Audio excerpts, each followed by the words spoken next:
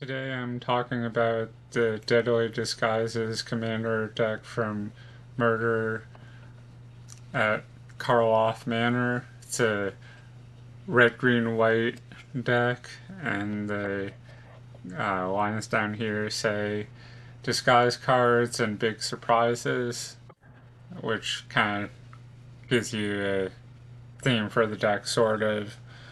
Um, the first suggested commander they have is Cost Eyes of the Glade, which is a 2/2 legendary creature, a Dryad detective for um, it's either a red or a white and then green. So um, you have only 2 mana, which is a fairly cheap um, commander given with commander tax later in the game. Obviously costs more, but not as much as, other commanders. Whenever a creature you control that was turned face up, this turn deals combat damage to a creature, draw a card, and then it has a tap ability.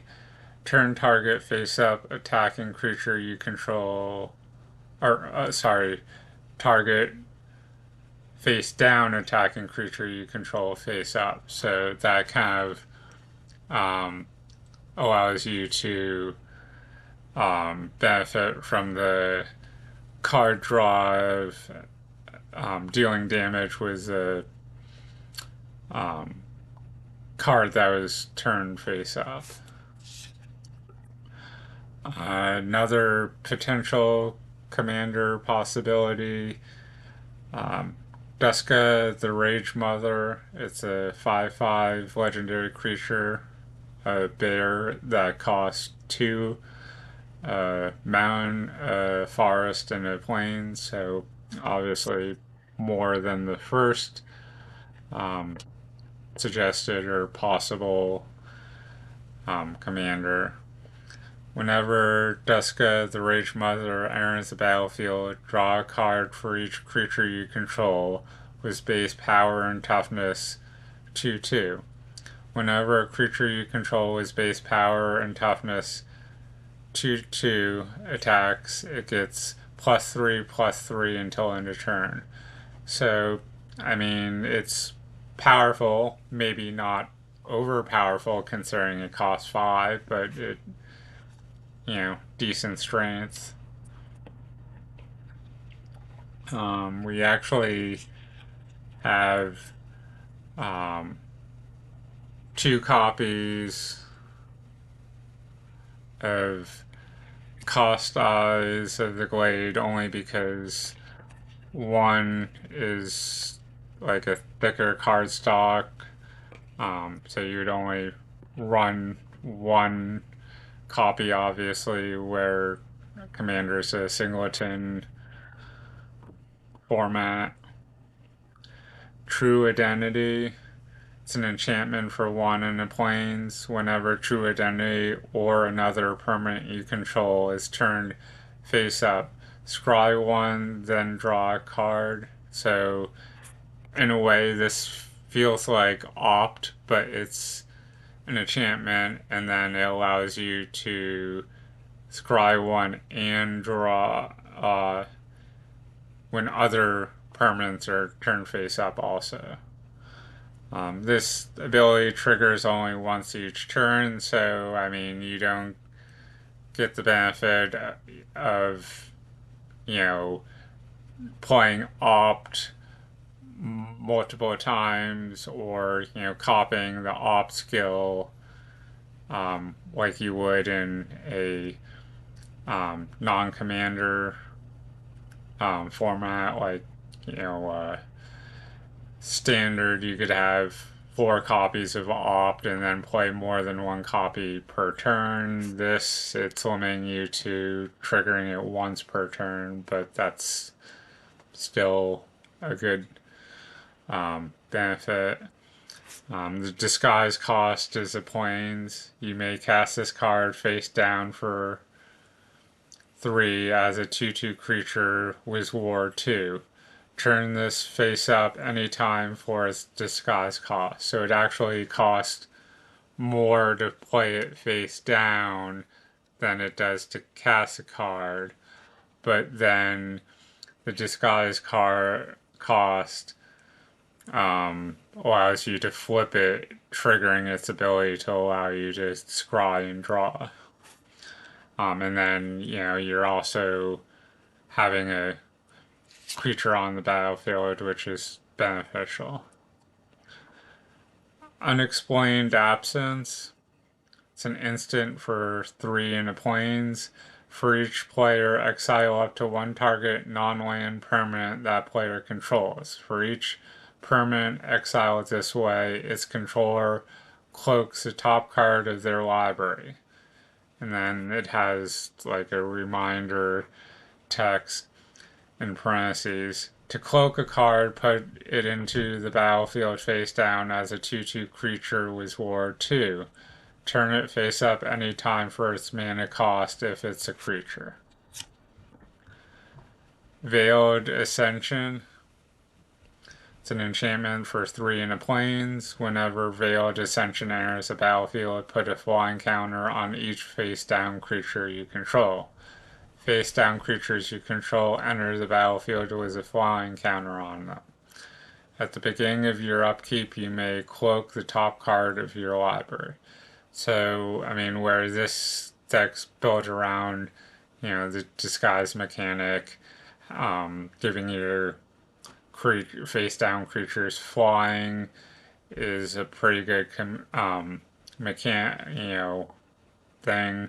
Obviously, they're counters, so the flying counters could be removed depending on what your opponent has in their deck, but either way, beneficial. Bolt Bender. It's a 4/2 Goblin Wizard for 3 in the mountain. Its disguise cost is 1 in the mountain, and then the reminder text in parentheses, you may cast this card face down for 3 as a 2/2 creature with War 2. Turn it face up anytime for its disguise cost. When Bolt Bender is turned face up, you may choose new targets for any number of other spells and or abilities. So,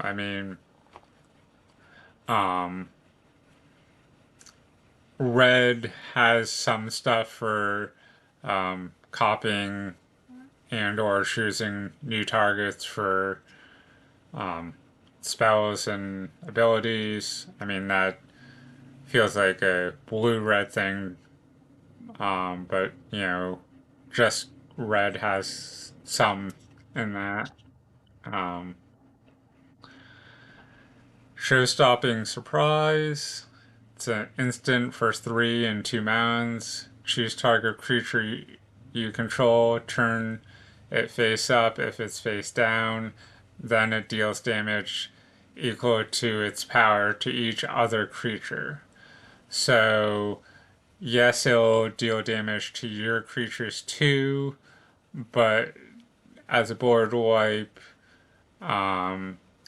you're potentially dealing with some annoying creatures on your opponent's side of the field, so it's kind of a trade-off. Tessa, Judas Hellbound. It's a 3/3 legendary creature, elemental dog for 3 in a mound. So where it's a legendary creature, it could be a commander, but not for this deck where it's mono red and this deck is red, white, green. So this guy could only be a commander for a mono red deck. It has Unleash, the reminder text in parentheses, you may have this creature enter the battlefield with a 1/1 counter on it. It can't block as long as it has a 1/1 counter on it. So obviously a trade off. It could enter as a bigger creature, it just wouldn't be able to block. Other dogs you control have Unleash. Creatures you control with counters on them have Haste. So there's the trade off. You could add a 1/1 counter on this guy to give it haste because it has a 1/1 counter on it. Whenever Tessa Judis Hellbound attacks, add a mound for each attacking creature. So, I mean, pretty good value for something that costs 4, well, 3 in a mound. Um, and you're getting extra mana from attacking. Experiment 12, which for some reason just kind of makes me think of Stitch movies and cartoons.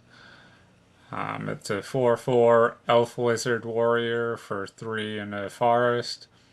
Has trample. Whenever experiment 12 or another creature you control is turned face up, put a 1/1 counter on that creature equal to its power. So you're doubling its power essentially by putting 1/1 counters on the creature that's being turned face up.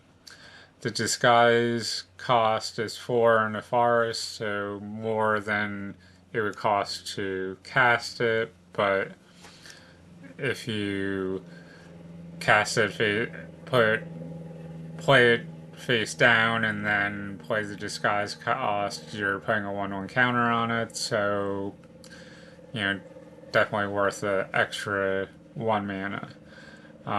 The reminder text is you may cast this card face down for 3 as a 2/2 creature with Ward 2. Turn it face up anytime for its disguise cost. Print Printlifier Ooze. It's a 2/2 ooze for 1 in a forest. It has Death Touch.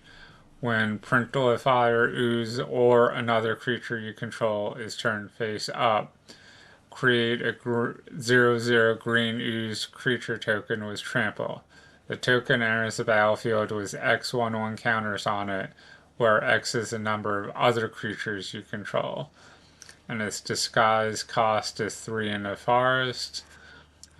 This particular one doesn't have the reminder text for what disguise is, but enough of these tell you that you should be able to remember what it is. I mean, I kind of like some of the oozes cards in Magic, and this guy just is pretty cool because it's giving tokens +1/+1. It's making oozes when cards are turned face up.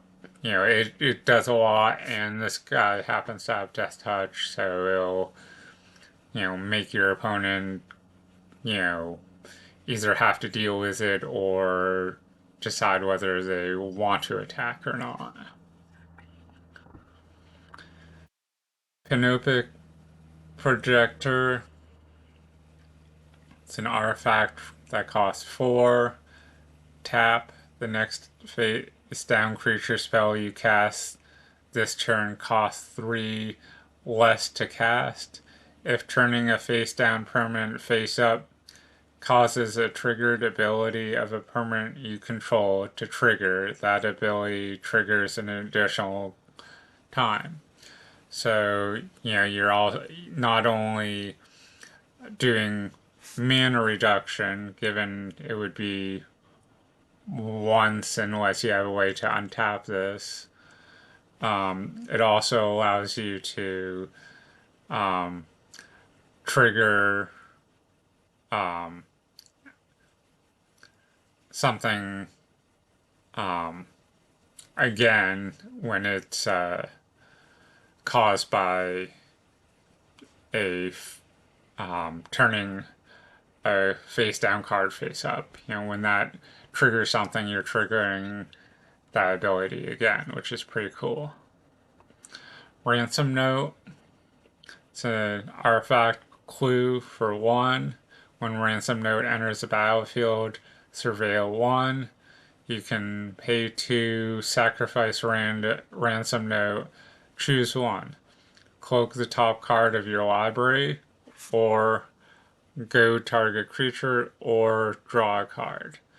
So, I mean, it's cheap, but it allows you to surveil 1, so you know, if the top card of your library is not something you want, you can throw it in the graveyard, or if it's something good, you can leave it there, which at that point, knowing what it is, you could also play something to shuffle your deck, you know, if you wanted to keep the card in your library instead of the graveyard, but you don't want to draw that card next. There's always stuff to shuffle. And then that ability to, you know, cloak the top card, go target creature, draw a card for additional 2 and sacrificing it. You know, it has some value, not overwhelming value, but it's helpful. Urgen's Mastery. It's an enchantment for 4. Whenever you cast a colorless creature spell, manifest the top card of your library. Put it onto the battlefield as a 2/2 creature. Turn it face up any time for its mana cost if it's a creature card. Whenever you attack with a creature with total power 6 or greater, you may turn a face down creature you control face up. So that's pretty cool, and with the amount of stuff in here so far that is giving creatures 1/1s or otherwise making them more powerful, it probably wouldn't be too hard to get a creature power 6 or greater. Austere Command. It's a sorcery for 4 and 2 planes.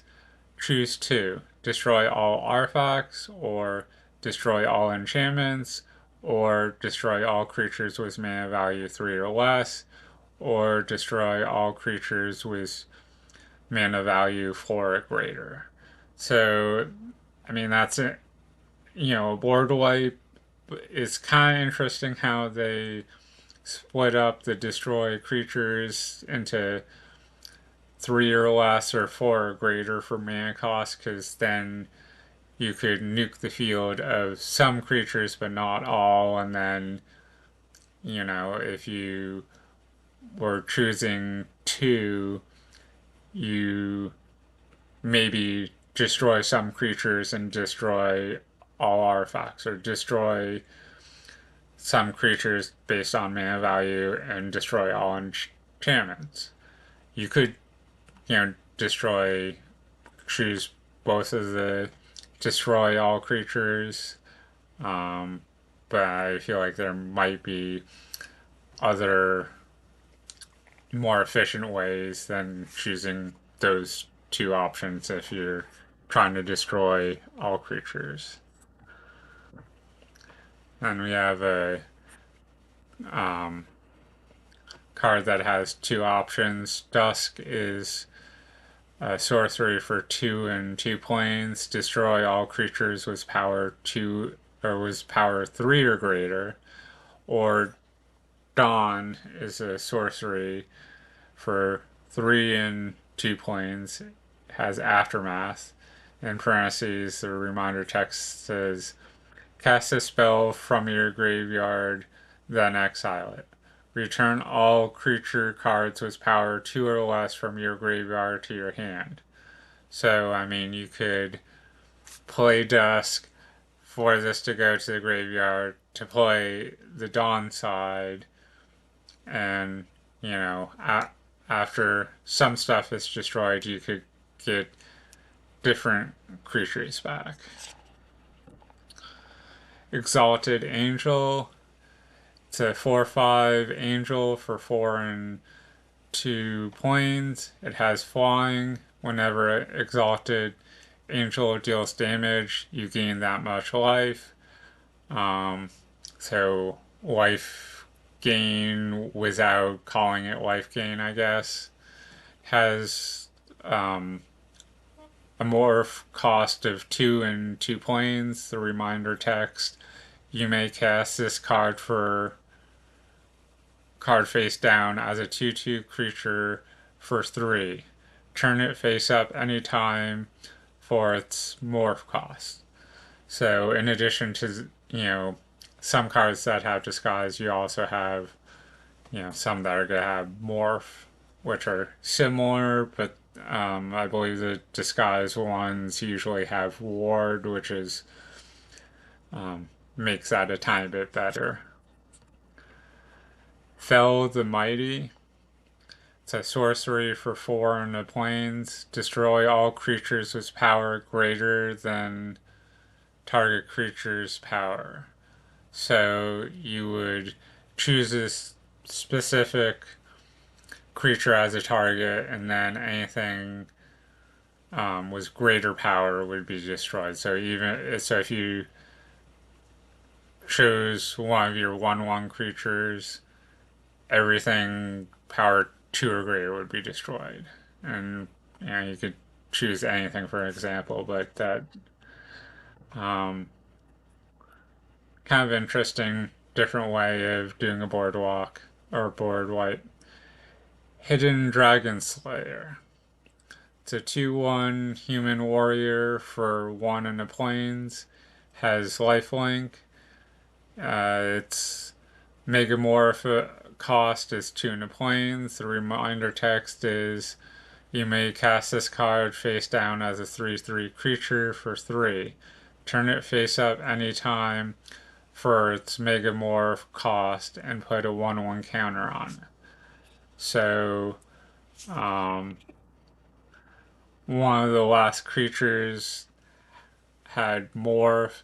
This one's Megamorph because I guess it adds a 1/1 counter on it when you're flipping it, so that's a little bit better. Um, you know, where this has lifelink, then, if you morph it to put the 1/1 counter on it, it's gonna be a little bit stronger, which is nice. It might not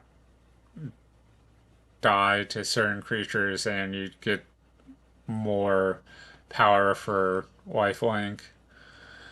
When Hin Dragon Slayer is turned face up, destroy target creature with power 4 or greater an opponent controls. So not only are you, making it bigger by turning it face up, you're also getting to potentially use it as a removal spell on top of being a creature.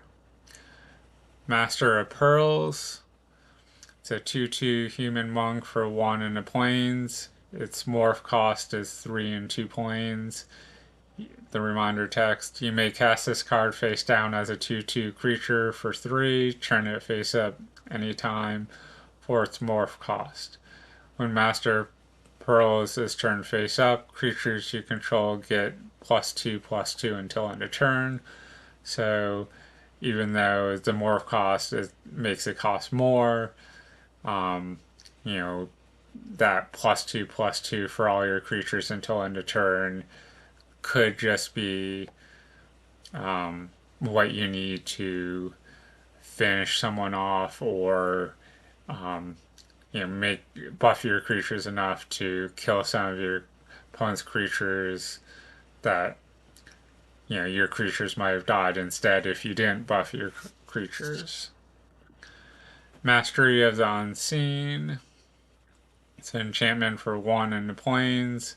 Whenever a permanent you control is turned face up, you gain a life for each creature you control. So that's pretty cool that, it's a life gain that's not specifically tied to lifelink, and it's not just a one and done instant or sorcery. It's whenever, a creature's turn face up. It's a triggered ability. Um, the Also, you can pay 3 in planes, manifest the top card of your library. The reminder text: put it onto the battlefield face down as a 2/2 creature. Turn it face up anytime for its mana cost if it's a creature card. Mirror Entity. It's a 1/1 shapeshifter for 2 in a planes. It's a changeling. This card is every creature type. You can pay X. Until end of turn, creatures you control have base power and toughness of XX and gain all creature types. So depending on how much mana, you say pay 10 for X, your creatures become 10/10s with all creature types. And with some of the cards in here, your creatures are getting different abilities for being certain creature types, like the Death Touch Ooze guy might have given something to oozes, or it might have just been tokens, I don't remember, but either way, pretty cool. Welcoming Vampire. It's a 2/3 vampire for 2 in the plains. It has flying.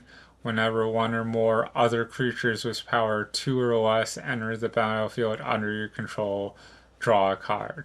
This ability only the ability triggers only once each turn. Akroma, Angel of Fury. It's a 6/6 legendary creature, angel, for 5 and 3 mounds. Where it's a legendary creature. It could be a commander, but only for a mono red deck. It can't be a commander for this deck where it's red, white, green. This spell can't be countered. It has flying, trample, protection from white, and protection from blue. You can pay a mountain. Akram Angel of Fury gets +1/+0 until end of turn. And where there's no tap symbols, it's just the mana symbol. You can pay however many mountains you happen to have. So if you have 5, you could tap 5 mountains and you get +1/+0 5 separate times. So this 6/6 would become an 11/6. So kind of cool. The morph ability is 3 and 3 mounds, and the reminder text: you may cast this face down as a 2/2 creature for 3. Turn it face up anytime for its morph cost. So the morph cost happens to be 3 and 3 mounds, which is 2 less than the normal casting cost of 5 and 3. Given your casting it face down for 3 and then paying the morph cost. So if you didn't have 8, you could, but you had 6, you could pay 3 this turn and play something else for 3 if you had it, 3 or less if you had it. Next turn, pay 6 to morph it.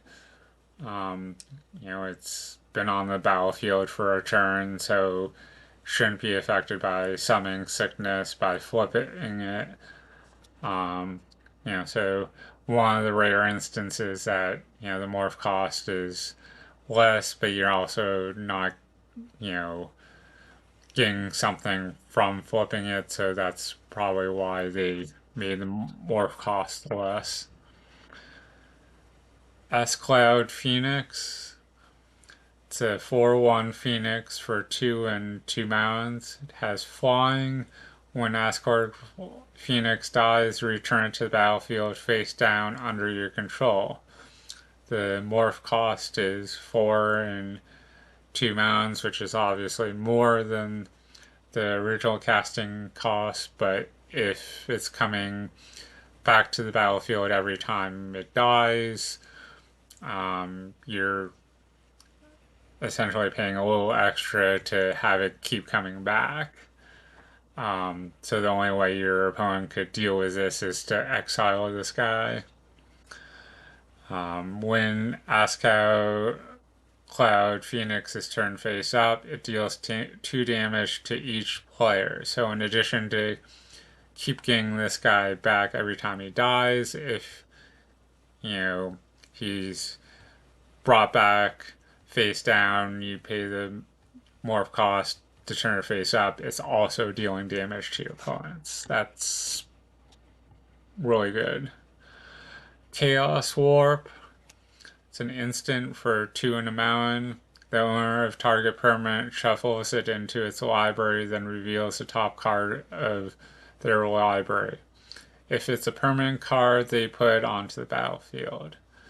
So could go either way. You could get rid of an annoying permanent, or your opponent could potentially get something even worse onto the battlefield if after shuffling their top cards a permanent. Imperial Hellkite. It's a 6/6 dragon for 5 and 2 mountains. Has flying. The morph cost is 6 and 2 mountains, so a tiny bit more than the normal mana cost. When Imperial Hellkite is turned face up, you may search your library for a dragon card, reveal it, put it into your hand, then shuffle. So, I mean, it'd be good for a dragon deck in addition to working well in this kind of like disguise deck.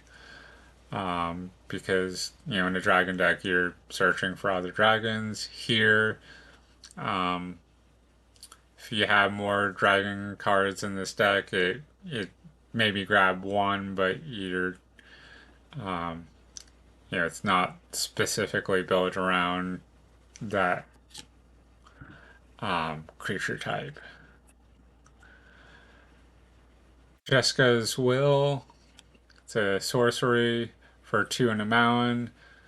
Choose one. If you control a commander as you cast a spell, you may choose both. Add a mountain for each card in target opponent's hand, or exile the top 3 cards of your library. You may play them this turn. Neheb the Eternal. It's a 4/6 legendary creature, a zombie minotaur warrior for 3 and 2 mountains. Legendary creature, so it could be a commander, just not this deck where this is mono red. Afflict 3, the reminder text: whenever this creature becomes blocked, defending player loses 3 life. So by blocking this guy, the opponent's not taking 4 damage from the creature, but then by blocking it, they're taking 3 damage instead, and depending on what creature they block with, maybe their creature would die. So the flicked thing is kind of like which is the lesser of 2 evils for your opponents. At the beginning of your pre-combat main phase, add a mountain for each 1 life your opponent has lost this turn. So you kind of want to try to do as much damage as you can to get some extra mana post combat, to maybe play some more spells if you have any spells in your hand. Uh, Scorch of the Throne. It's a 5/5 dragon for 4 and 2 mountains. So I think it was the Hellkite dragon thing would have at least one target it could search for if you haven't already played this. It has flying, dethrone, the reminder text. Whenever this creature attacks the player with the most life or tied for the most life, put a 1/1 counter on it. Whenever Scourge of the Throne attacks for the first time each turn, if it's attacking the player with the most life or tied for the most life, untap all attacking creatures. After this phase, there's an additional combat phase. So, um, convert man cost to 6, but you're, um, it's a flyer. It can potentially get 1/1 counters on depending on who you're attacking, and it can possibly untap all attacking creatures if it's the first time you're attacking. So, a lot of value for that 6 convert mana cost. Um, I'm going to do the rest of this in another video. Hopefully, you found some value in what I've talked about so far today. Thanks, and have a good day.